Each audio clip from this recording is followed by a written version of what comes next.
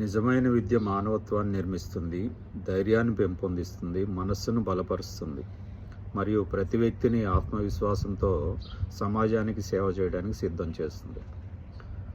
ఇది స్వామి వివేకానంద గారు చెప్పిన సూక్తి. హాయ్ హలో, నేను మీ సగుర్తి ప్రభాకర్. ఇప్పుడు ఈ సూక్తిని మనం ఎందుకు గుర్తు చేసుకుంటున్నాం అంటే మీ అందరికీ మరొకసారి చదివి వినిపిస్తాను. నిజమైన విద్య మానవత్వాన్ని నిర్మిస్తుంది, ధైర్యాన్ని పెంపొందిస్తుంది, మనస్సును బలపరుస్తుంది మరియు ప్రతి వ్యక్తిని ఆత్మవిశ్వాసంతో సమాజానికి సేవ చేయడానికి సిద్ధం చేస్తుంది. మిత్రులారా, ఇలాంటి వాతావరణం కనిపిస్తుందా మీకు? ఇప్పుడు నిజమైన విద్య వైపు మన యువతరం వెళ్తుందా? అలాంటి వాతావరణం మీకు కనపడుతుందా? ఈనాటి యువతరం రేపటి భావి భారతం కాదా? మరి ఎందుకు వీటి గురించి మనం మాట్లాడుకోవాలి? ప్రజెంట్గా జరుగుతున్న సిచ్యువేషన్స్ మీరు అందరు చూస్తున్నారు. నిజంగా ఇప్పటికీ 15 మంది నుంచి 17 మంది అంటే ఇంకా దాటిపోయారు. ఎగ్జాక్ట్ ఫిగర్ కరెక్ట్ లేదు, దగ్గర 20 మంది దాకా అని చెప్తున్నారు. నీట్ విద్యా విధానంలో జరిగిన తప్పుల్ని ఇప్పటివరకు ప్రభుత్వం గుర్తించకపోవడం వల్ల, గుర్తించినా కూడా దాన్ని సరి అయిన భరోసా కల్పించలేని విధంగా గవర్నమెంట్ ఉన్నందుకు పసి మనుషులు అంటే ఇంకా సమాజంలో బలమైన పునాదులుగా ఏర్పడినటువంటి పసి మనుషులు, చిన్నపిల్లలు పాపం ఆత్మహత్యకు కారణాలు అవుతున్నాయి. ఎందుకంటే మీకు తెలుసు, మన ఇళ్ళల్లో కూడా పిల్లలు ఉన్నారు. ఎంత కష్టపడి ఎంత సాక్రిఫైస్ చేస్తే ఆ యొక్క సీట్ వస్తుందో మీకు తెలుసు, ఎంత కాంపిటీషన్ ఉందో తెలుసు. దీని మీద గవర్నమెంట్కి ఇప్పటికీ కూడా కళ్ళు తెరవలేదు. దాన్ని ఇవాల్యుయేషన్ చేసే పరిస్థితి కూడా గవర్నమెంట్కి కనపడట్లేదు ఇప్పుడు. అంటే ఎందుకు?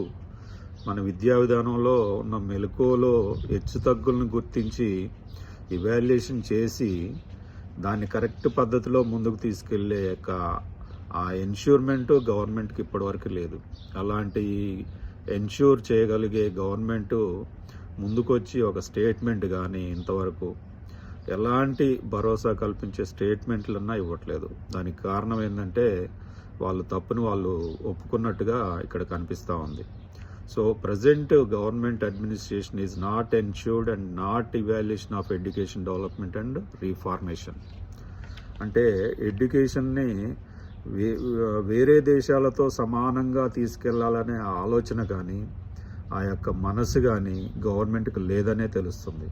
ఎందుకంటే ఇప్పుడు ఈ ఇష్యూ జరిగిన తర్వాత గవర్నమెంట్ ఇంతవరకు సరి అయిన ఒక సమాధానం చెప్పలేని పరిస్థితిలో గవర్నమెంట్ ఉంది.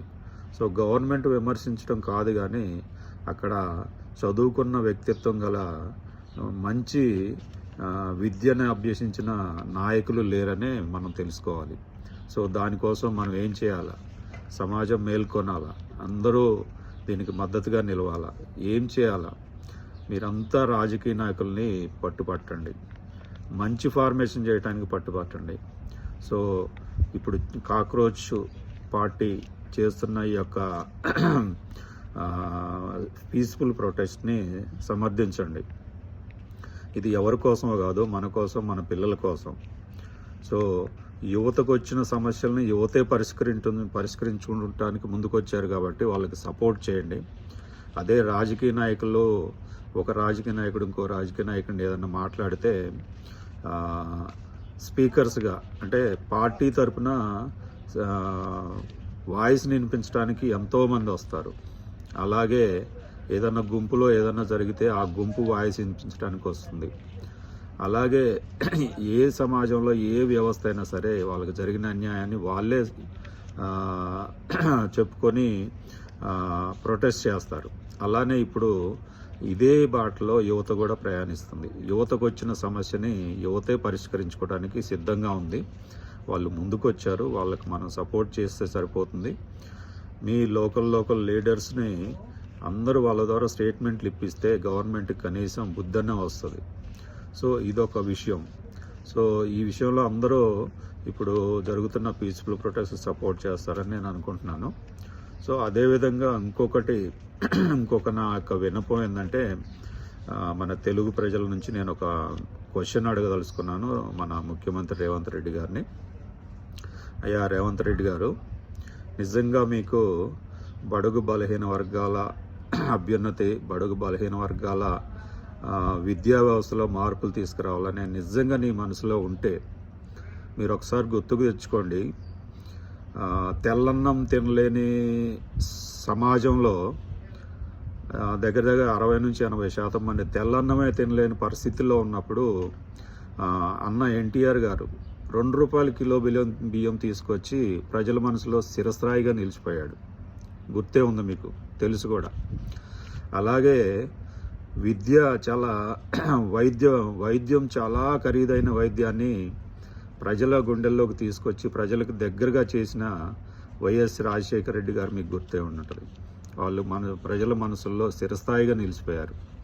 సో అలాంటి వాళ్ళ పక్కన మీరు చేరాలంటే ఇప్పుడున్న ఈ విద్యా వ్యవస్థను మీరు ఏదైతే ఒక ఆలోచన పెట్టి ఒక కమిషన్ వేసి ప్రతి మండలంలో ఒక రెసిడెన్షియల్ స్కూలు కట్టాలని చూస్తున్నారో, నిజంగా మీకు ఎలాంటి భేదభావాలు లేకపోతే ఈ యొక్క ప్రాజెక్ట్ని మీరు కంప్లీట్గా చేసి ప్రజల గుండెల్లో వాళ్ళిద్దరు పక్కన మళ్ళీ మీ పేరు కూడా ఏఎన్ఆర్ పేరు కూడా ఏఆర్ఆర్ పేరు కూడా నిలుస్తుందని నేను ఆశిస్తున్నాను. సో ఈ యొక్క విద్యా వ్యవస్థను ప్రక్షాళన చేయండి. మీకు అవకాశం ఉందని నేను అనుకుంటున్నాను. మీరు ఎన్టీ రామారావు, వైఎస్ రాజశేఖర రెడ్డి పక్కన మీ పేరు చేరాలంటే, ఏఆర్ఆర్ కూడా చేరాలంటే మీరు ఈ యొక్క బడుగు బలహీన వర్గాల గురించి ఆలోచించండి, నిజాయితీగా పనిచేయండి. మీ రాజకీయ కమిషన్లు ఏమన్నా ఉంటే అవి తీసుకోండి, కానీ మీరు బడుగు బలహీన వర్గాల గురించి ఈ యొక్క ప్రాజెక్ట్ని ముందుకు తీసుకెళ్ళి చిరస్థాయిలో నిలుస్తారని నేను అనుకుంటున్నాను. సో ప్రజెంట్ సొసైటీలో విద్య అనేది ఎంత అట్టడుగున ఉండిపోయిందో సో మీకు తెలుసు. సో దాన్ని పైకి తీసుకొచ్చి బడుగు బలహీన వర్గాలకి ఆశాజ్యోతిగా నిలుస్తారని నేను ఆశిస్తున్నాను.